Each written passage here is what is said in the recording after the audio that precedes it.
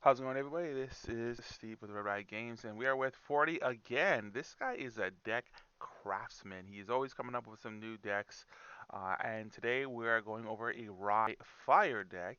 So let's jump right into it. Explain to us why Rai is, the quintessential wizard of this game, even though Merlin is coming out soon.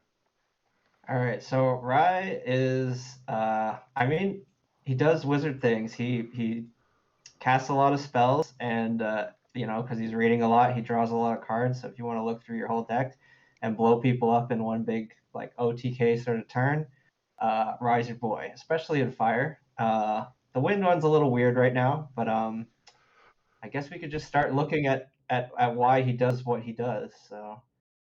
Uh, well, this was going to be the fire variant, so of course we have our fire spirit to start, and then we have Rai level 1. So when Rai level 1 comes in, he gets 2 enlightened counters, and enlightened counters basically work on technically any champion that has enlightened counters. They can remove 3 of them to draw a card. So basically, his level 1, while it doesn't do anything, basically sets you up to draw 2/3 of a card, which not bad, not bad. And then once you get to level 2, you can start the engine going. So his level 2 says whenever you activate your first mage action card each turn, you can put an enlightened counter on him. So basically, that's like making all of your action cards draw, well, mage action cards draw like an extra third of a card, which is pretty good. And you already start with 2/3. So basically, the first spell you cast after you get to level 2 is going to draw you a card. And this works on both players' turns. So it's like on your turn you can get a light encounter, and if you play something on their turn, you can also get a light encounter. So if you got a lot of cheap stuff, you can rack up pretty quickly. And then finally, the whole point of playing Rai is to get to level 3 most of the time. There are some decks that try to kill you just out of level 2, but uh, a lot of them go to level 3, and this is like the main packages. Uh, when he gets level 3, for every arcane element card in your banishment zone, he gets an extra level. And why that's critical is that there's a bunch of cards in the deck that have efficiency, and if you can reduce the cost of it by, like, let's say you have 4 arcane cards in here, if you're reducing the cost by 7, like, you can play a lot of cards or draw a lot of cards for free. And yeah, so that's the champion line. And then we have um, Orb of Regret that I ran in the other decks. Orb of Regret, I guess maybe I'm just really high on Orb of Regret, but Orb of Regret is, I think, especially important in Rai because if you're playing level 3, he has a lot of arcane cards, and when you run a high count of the third element card, I mean the third element, obviously you can't cast them until you get to level 3. So you need something that lets you put them down into memory to banish them because that's kind of what Rai wants to be doing. And if you end up with like 7 of them in hand, like if you don't have ways to draw more cards or to like replace some of them, you'll just lose. That doesn't happen too often, but I mean it could because you run a higher ratio of uh, advanced elements cards. And then we have Tome of Knowledge. So Tome of Knowledge is pretty straightforward. Your champion gets +1 level while it's sitting out here, and you can banish it to draw a card. It's kind of it costs 1, so basically it costs 1 to play it, but then you pop it to draw a card. So it's kind of like neutral as a card, unless you use floating memory, which is good. But also, I think the cost matters a little bit more in Rai because you actually want to banish cards. So if you can like set up uh like maybe like 2 cards in memory and then like get your Tome of Knowledge, you can for sure banish one of those instead of having like 8 cards and just praying. So, sorry, just a question. So with Rai, in his second level there, is there a Hmm. reason that you might not want to like power level up really fast, or is he more or less wanting to jump from one level to another, unlike the other rides we had seen before. I think Rai. Okay, well, there's like another interesting build of Rai that is much more ally focused and just kind of like use a lot of reoccurring things, and that one doesn't go up. But like most Rais want to get to level 3 as quickly as possible while banishing as many arcane cards to the bin as possible. So the one the one doesn't really matter. Two, you kind of want to be at 2. If you're gonna sit at anything, you want to sit at 2 just because you can get card advantage here. But if you can get to 3, your level 3 cards are so powerful that sometimes you only need like a couple cards in hands because he's so strong at drawing cards. Like if you have 2 cards at hand, you could still basically win the game maybe. I'm getting a lot of is it vibes off of Rai. Yeah, like it's kind of got like that storm sort of feel. Like That he goes off blue, in a turn, or now because there's more defense against it, he might have to like split it up a little bit and be a little more crafty about it. long gone are the days of the print to play decks. Well, it's not. I mean, there's a lot of these cards in the print and play decks, but the balances are a little bit different, and I chose some different things. Again, while there's in the current format where there's a limited pool and there's only 2 elements, you might as well run both of these because drawing a free card is pretty good at the sacrifice of having one less slot. So, oops, no, come back. So we run both Fire Resonance Bauble, Wind Resonance Bauble. If you have an off turn, draw another card. It actually can make a difference because, well, I mean, it makes a difference in every class, but since some of his spells cost so much, if you're kind of in a stuck weird spot, you might have to cast one of those really expensive spells early, and you might need the extra card to be able to cast it. For And people then, that because I've been mhm, getting a lot of questions about the game from Digimon players. So mhm, in for like your wins of Renaissance, sorry, yeah, Renaissance and your Fire Renaissance Bauble. This is being able to play spells that have um, fire and wind on them. Do you just need to have it present on your champion, or you need to have it present on no, like? it's your opponent. Whatever your opponent's champion is, Mhm. um, you need this to match that.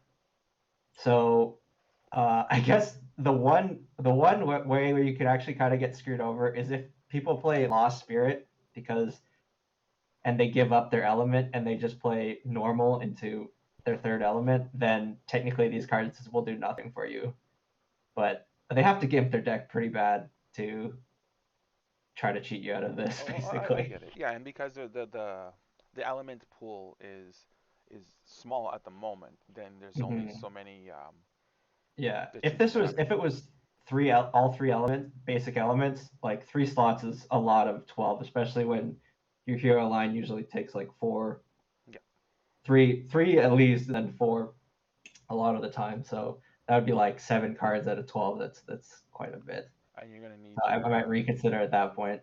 orb But for pool. now, run these guys. Got it.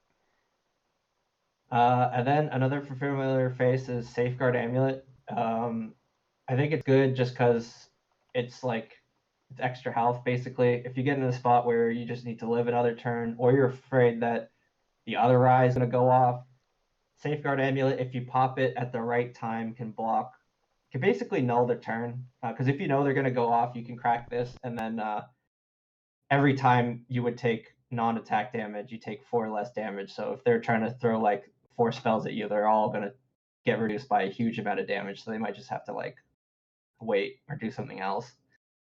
And that might be the game if you just need the one more turn. So we put in there for the mirror match because Rai could be really scary. I'm always thinking like, oh, am I gonna die now when I face Rai? He's like level 2. I'm like, oh, I could die. And a lot of it is because of this. Crystal Empowerment is maybe one of your most important material deck slots because it just gives you 2 levels for 0 for a turn, and because a lot of his draw power can be increased by this, and also the cost of cards gets reduced by this by your level. Yeah, when you start getting free cards, it's crazy. So this is probably something you pop on the turn you wanna kill your opponent, or you're in desperation mode, I guess. And then this is kind of a flex spot. I put Orb of Glitter in mostly because I was worried that maybe I wouldn't be able to. I put more floating memory in this one than actually no. Well, I put more than the absolute bare minimum of floating memory in the deck. So uh, if I use any of it to level up, I will want to get rid of more arcane cards to the banish zone. So Orb of Glitter can help me get there, but honestly, it probably won't come out most games. So this is like a flexible slot right now if you want to run something else, in my opinion. And then the last one is a more complicated draw one. It's 0 cost, which is great. And it basically means you can't, while it's out, you can't pay 3 enlightened counters to draw a card. But if you have 6 enlightened counters, you can just banish this and draw a card, and then you can do the normal stuff of drawing cards with enlightened counters again. So if you can fulfill the conditions, it's just a free card. And honestly, getting 6 enlightened counters isn't hard with certain cards in this.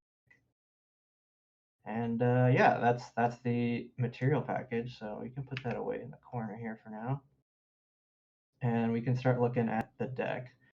So we're going to talk about the action cards first, because the deck really does center around your spells.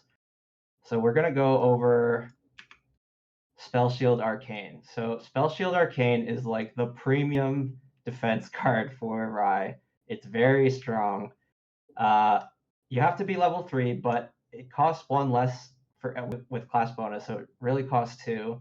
And the next time damage would be dealt to your champion this turn, prevent the damage and instead add the number of enlightened counters to your champion equal to the number of the amount of damage prevented. So if your opponent makes a big swing and you have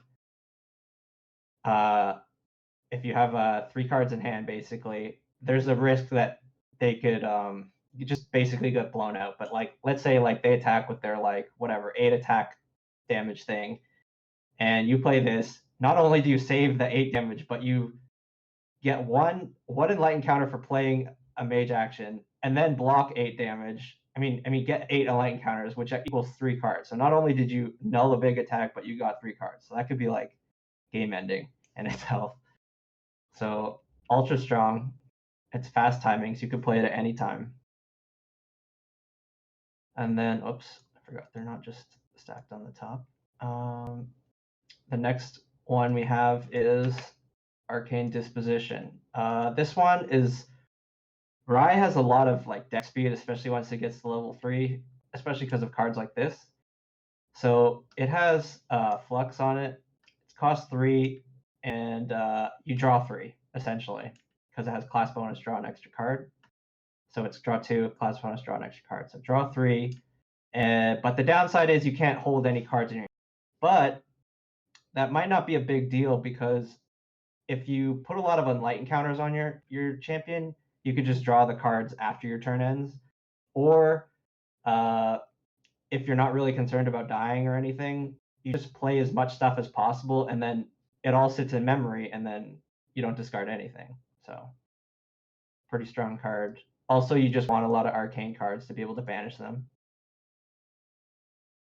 And then we have pure value. Yeah, we have the card that usually kills everybody. This is Arcane Blast. This is the way you end a lot of games. Is this card? It is has efficiency, and it just does 11 damage to target champion. So 11 damage when you're at like like you're right at level 3 is only 25 health. And if he's level 2, only 2 will kill him, assuming you didn't do any damage before. I love this So card. And this is yeah, in the demo decks, I believe. Oh, not the demo decks, the download to play. the printed plays, yeah. Yeah. This card, yeah, is Like nasty. the standard yeah starter things. Tries to play Arcane Blast. I think the deck like it's like a little bit watered down, because you you could really turn up the tempo of the deck and be greedier, depending on what you're facing, I guess.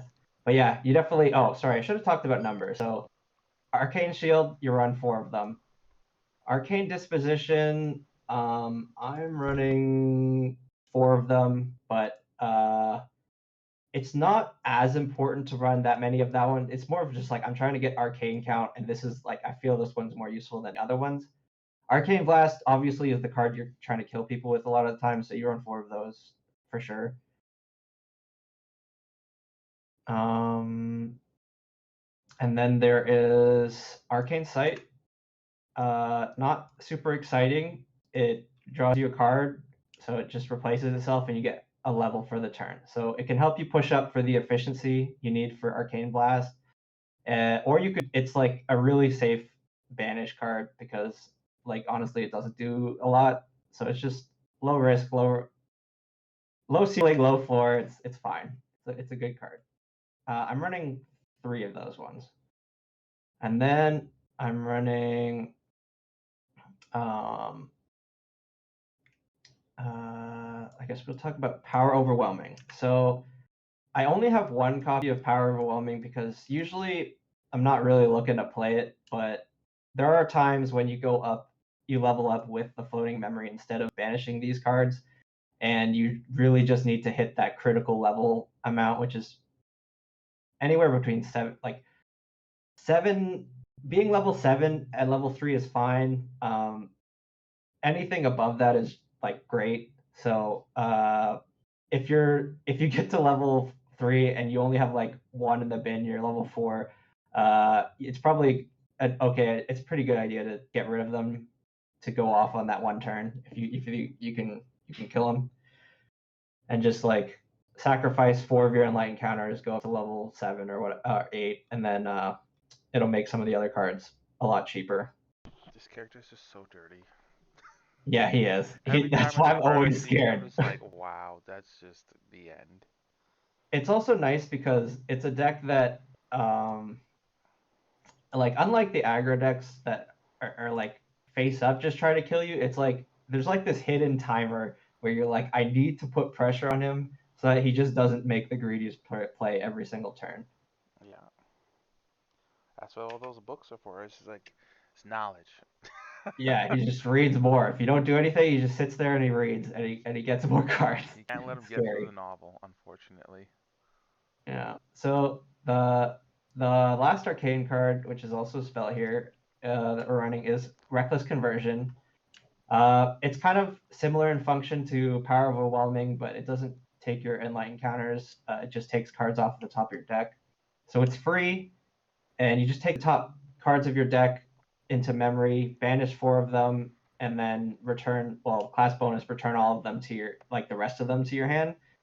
Honestly, this doesn't come up that often, but if you have an opportunity to like fix your draws with like some glimpsing or something, or you just, I guess you're desperate and you just hope that there's some arcane on the top of the deck and you need some more levels, you can play this to bump your level count.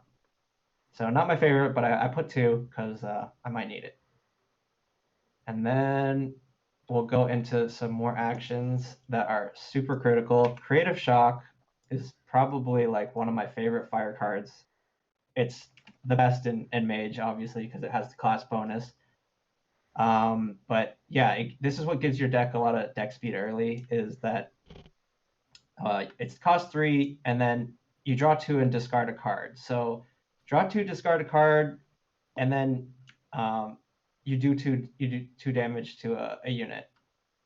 So the nice thing about Creative Shock actually is that it's also fast speed, so you can like hold it and then I guess one very common more advanced way of playing is you get your level 1, you materialize into level 1 Rai, and then in response or after that resolves, because you get an opportunity, you play Creative Shock before Recollection phase.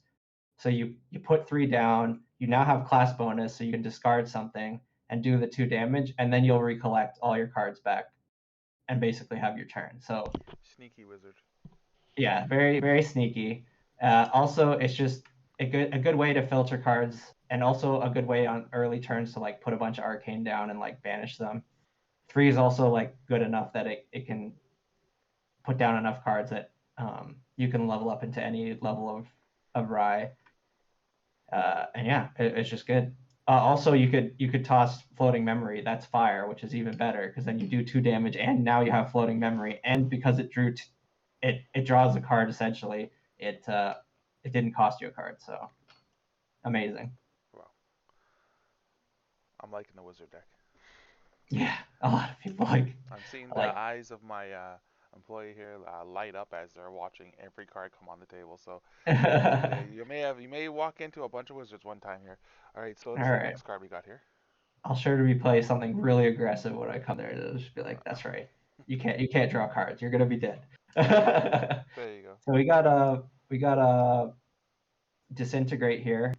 It's another efficiency card, and it just destroys ally or regalia. So the reason we're running this is because of the new like safeties against Rai, like the safeguard amulet and whatnot. So once if you can get to level 8 naturally, then you can just play this for free and then get rid of their thing, or they're basically forced to pop it, and then you know, and then you could just blow them up the next turn, or actually that turn, because this doesn't. It just costs you 1 card. It costs nothing if you're level 8, which is great.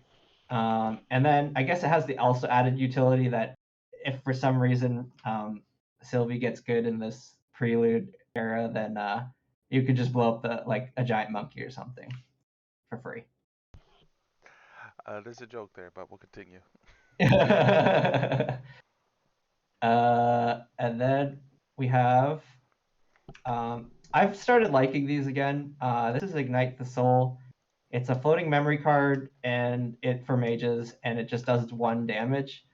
The reason is just because you can discard it with Creative Shock to do 2 damage, and like the floating memory, like having a tiny bit of floating memory is fine. So I just run a couple copies of these, and sometimes you just need 1 damage to kill something, like a little bit of damage, because Ride doesn't have that many minions, and they also tend to be like a little bit weaker than the other champions' minions. So you might need the damage to like clear something or secure a kill.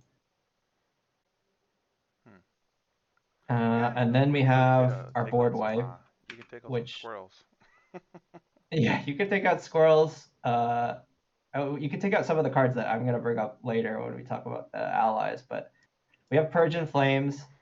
Persian Flames, pretty good. It's efficiency, so if you're level 8, this is free, and it does 3 damage to everything except for your champion. So that wipes your board and their board basically for 3, and it just costs 1 card. You could play it early too, because like Rye draws a lot of cards. So like if you know you're getting behind on the board and their board isn't too fat, you could just put down 7 cards. I mean, yeah, like be level 1, put down 7 cards, Really strong play against Lorraine Persian players. Flames. Hmm? It's going to be really strong and necessary against Lorraine players who are starting to Yeah, get a yeah, really yeah. big board state. Though, like, it really depends what is out there. Because if you like get rid of a whole bunch of floating memory and you did 3 damage, it's not the best. Actually, it's still you would still do it because the allies just represent reoccurring damage, which you just can't ignore. And honestly, because of the defensive cards like that amulet and stuff, this is a nice card that you can kind of use to just like push some damage without like committing hard to like your turn of trying to get extra levels so you can arcane blast. Because if you're not sure if they're gonna pop it, or you want to try to like you want to push them into an uncomfortable area, you could just be like, oh, Purge of Flames for 3, and then like maybe like Fireball, and then it's like, well, they already let the Purge and Flames go through. They can like maybe like soak some of the second one, or maybe they're like, well, I'm not dead yet, so I won't. Or they have to pop it on this, and then you're like, okay, well that's fine. I'm running 3 of them. Uh, you might want you could run more or less of them depending on how like scared you are of boards. Against other Rise, they don't play that many allies a lot of the time, so you can you can get away with basically just not running any board waves. Then we have Sparklight. This is a very critical card for honestly everybody facing Rai. It's just cost 2, and it does 2 damage that is unpreventable. And its class bonus do 3 instead. 3 unpreventable damage instead. So it can clear minions that are troublesome, like a lot of them. But it's also the way it interacts with prevention is very strong. So for like the one Achilles heel of like Spell Shield Arcane is that it prevents the damage from the next source. So if you use Spark a Light, if they play this and you can Spark a Light them after this has resolved, like let's say you cast Fire Arcane Blast and they're like, ha ha ha, I got Spell Shield. You can cast Spark a Light and then you cannot prevent the damage. So this will not prevent any damage. They will get 0 counters, and then the Arcane Blast will come in after and just kill them, basically. So this isn't like the Super Shield that's like unpreventable. Also, that's also another reason to have this card is that it can ping the shield so that they get 1 in light encounter and then whatever you actually want to hit them get through. But yeah, we run 3 of those as well. And then we have some neutral actions. We have Careful Study. So Careful Study, like it also has an efficiency, and it costs 8, and it gives you 5 enlightened counters. But if you're level 2 or higher, it's gonna give you probably 1 when you play it. So it's essentially draw 2 for free. So if you're like Yu-Gi-Oh fan, it's like Pot of Greed. Pot of Greed, amazing card. Everybody likes to draw cards for free.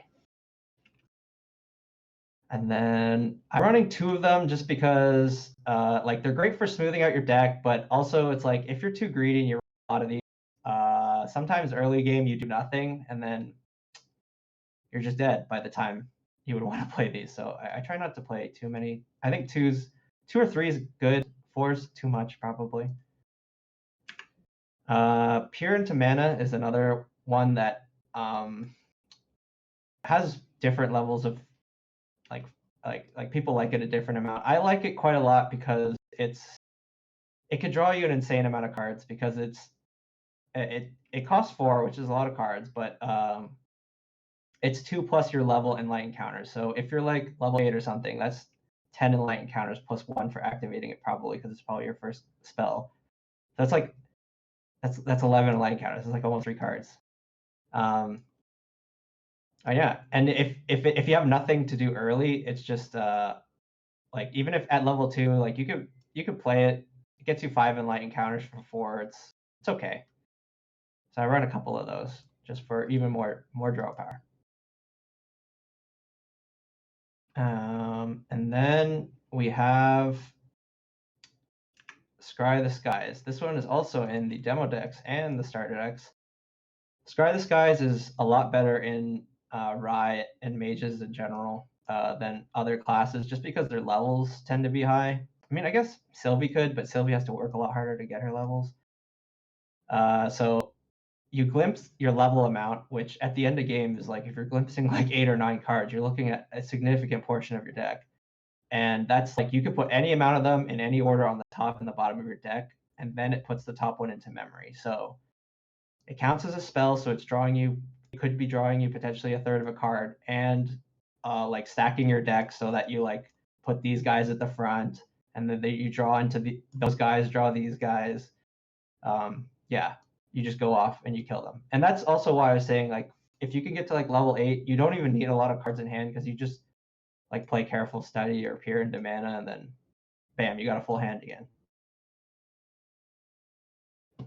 So we're running 3 of those, and then we have extra ways to kill your opponent, or tricky stuff, I guess. Fireball. Everybody likes Fireball. It just does a lot of damage. It gets costs 2 less for mages, which is really cheap, and then it does your level plus 1 damage. So obviously, late game, it does a lot of damage, and early game, you can toss them to like deal with tricky minions. generally you try not to, I guess, but I think one mistake that people make when they're playing like this kind of list is that they try to hold every single arcane blast and every single fireball, and it's like you don't need to do like 50 damage. You only usually need to do like 20, like 25 maybe, but like even less sometimes because there's like incidental ways of doing a bit of damage, like Persian Flames or Sparklights or Creative Shocks throughout the game. So you only need like maybe 2 or 3 of these kinds of cards, and not even really that much because you also have Persian Flames and Creative Shocks that might be doing damage, and there are a few minions in the deck. So So kind of more like win more, you'd say. sorry, I So mean people play it too, like they try to hold their kill cards too much. Like you can afford to banish some Arcane Blast to get your level up mhm. basically early, or use your Fireball to kill something tricky that's gonna like end you. Because at the end of the game, when you can scry like your whole deck, you'll find the other copies basically. And then I have a one of here, Cremation Ritual. It costs 3.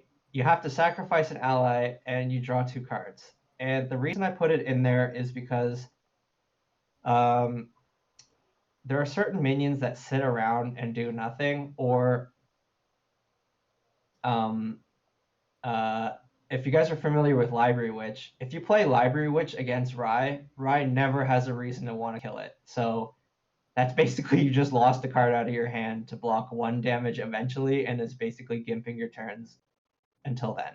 So you might, burn the witch or burn one of your floating memories or something. Actually, probably not because the flame rune's kind of good, but I don't know. Maybe you have a dungeon guide sitting around that because it already did its job, and just draw cards off of it. It's just a one of there. It's you might not even run that sort of thing.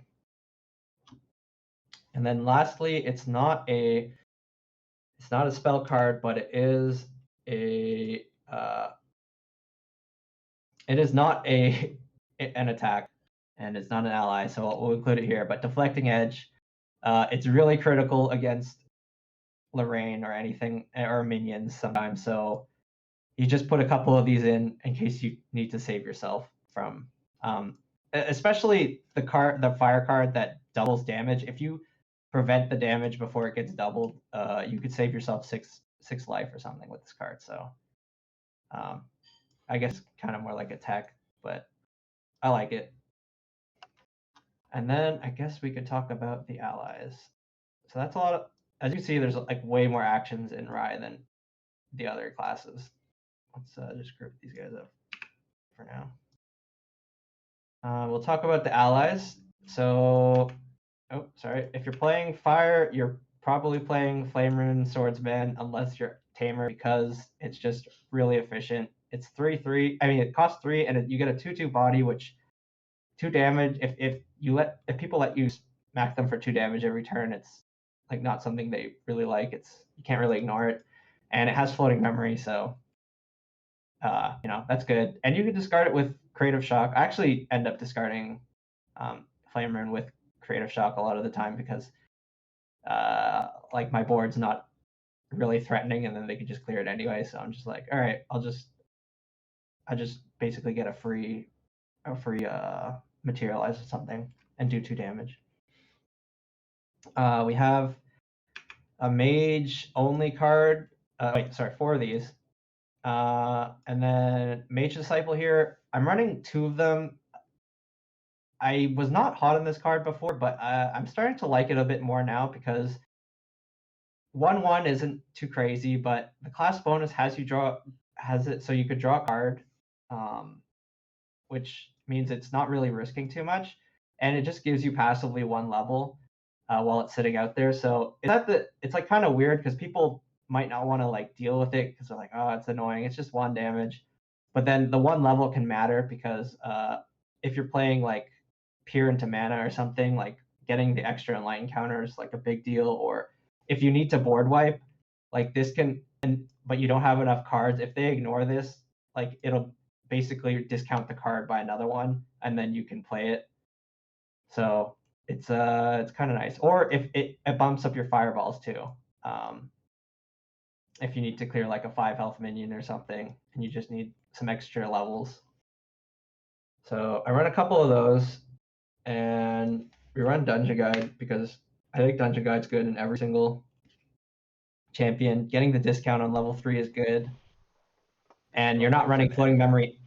Yeah, and you're not running floating memory anyway. For the most part, I'm running 4 copies of this and two ignite the soul, so you have like almost no floating memory in this deck. So this is a great way to make sure you're banishing arcane cards because you just put down 3 arcane cards and it banishes 2 of them, and you get into level 3. So it's like half your job is done for you already, and you got a discount on your level 3. So I put 3 of them in there because it's nice to see them. And if you have extra ones, you know, you could scry them away if you see them early, and if not, they're gonna help you pay for your other cards. So it's okay. So, just from my understanding, this is not random banishing, is it? It is random, but Oh, you is it just though? choose 3 arcane cards in your hand. Like the count of arcane cards, the way I like to run the rise is I have a pretty high count, so I'll try to just throw down any arcane cards I have into memory just to banish them, just so I can hit the Oh, critical you level, play so that three to when throw I get this to level down. 3. You play three memory to put this down, and it banishes Yeah, 2 cards. I get it. yeah, That's pretty yeah, good yeah. still. So you don't play this after you played other things. You just play it immediately. It's not like you're trying to double dip on attacks or anything. So Oh, she works really well, and maybe even better than I've seen in some of these other ones. Well, actually, Lorraine's was pretty good, but it seems to work really, really good in Rye, because you want to yeah, banish the I memory mean, cards anyways. I think it works good for Rai and Lorraine, but not as great for Sylvie. But I don't know. It's still good in Sylvie because she likes it on level 2. So literally it's just good. It gives you an extra materialize. It's giving you a discount. It also gives you a body. It's everything. Yeah, more cards like this, please. Yeah. Value the cards. Here's an ally that I'm actually have very mixed feelings about. The problem with like Rai is obviously if you have no board, they can smack you with whatever they want. So Barrier Servant, the body of 2/2 is not too exciting, but you can get rid of 2 enlightened counters. So you can get rid of 2/3 of a card to prevent damage that's dealt to her. So if you need an intercept, like late game when you have a lot of enlightened counters, you could just have this sit out there and be like a hard safety against like Lorraine or something. Actually, it's not even a hard safety because if you do unpreventable damage, she'll also die. Sparkle Light. But yeah. So I ran it because I need more intercepts, and a lot of the intercepts have class bonus warrior on them. So you just don't want to die. So we run a couple of those. And then we have our other card that you see a lot, Library Witch. Library Witch 2 for a 0/1 that has intercept, and when it dies, you draw a card. So very non-committal and is just kind of annoying for your opponent.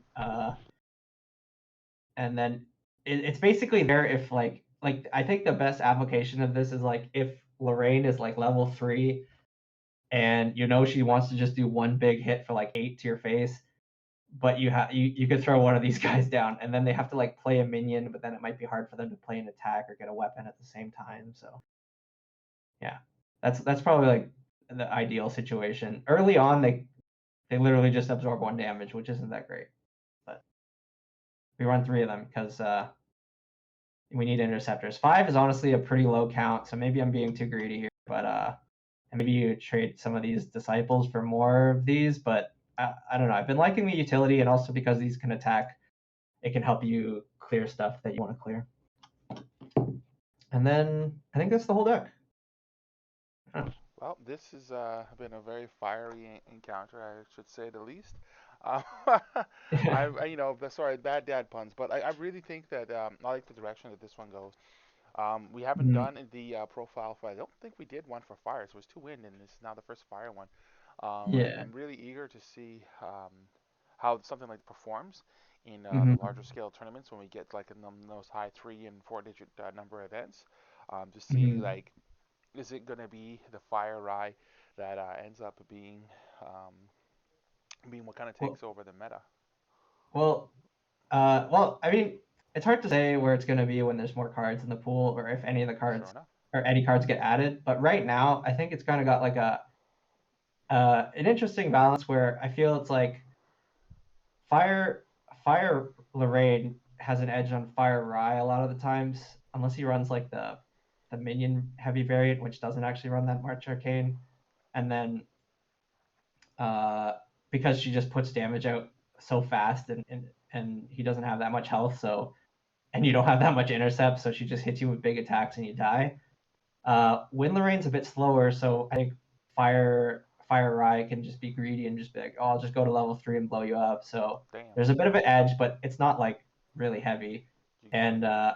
I think because Lorraine has a lot of like Wind Lorraine has a lot of tricks and a lot of intercept, she's a lot better against Fire Lorraine. So there's kind of like a triangle there, and then there's Wind Rai, who people haven't really figured out yet, and then the Sylvies are kind of also in that sort of zone right now.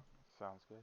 All right. Well, thank you so much for this. And hopefully we can do next is something to kind of talk about what new things we want to see in this game in our next video. But I want to say thank you, 40. Once again, the deck will be in the description of the video. So for those that want to go check this out, make sure you credit the man that crafted the deck, for sure. And hopefully we'll see this in a tournament. We need to get some more tournament action of this game. All right, man. Thank you so Yeah. much, and I'll let you have the last word here. Uh, come play the game, guys. It's really fun. All right, there you go.